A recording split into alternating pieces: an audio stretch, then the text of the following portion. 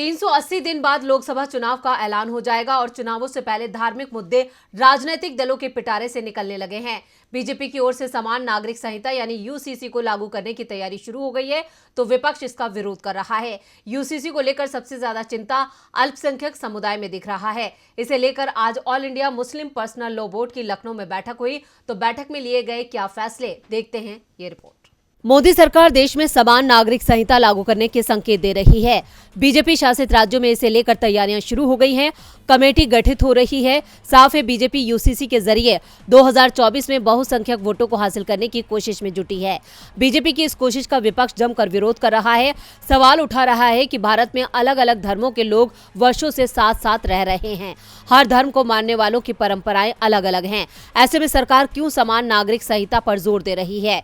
UCC से सबसे ज्यादा डर अल्पसंख्यक समुदाय में दिख रहा है। इसे लेकर all India Muslim personal law board की आज लखनऊ में बैठक हुई।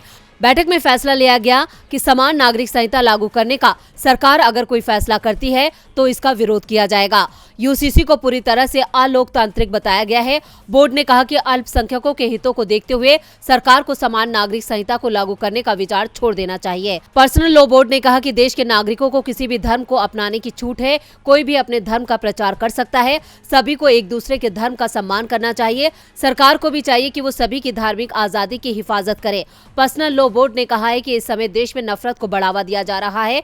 देश में भाईचारे को समाप्त करने की कोशिश हो रही है।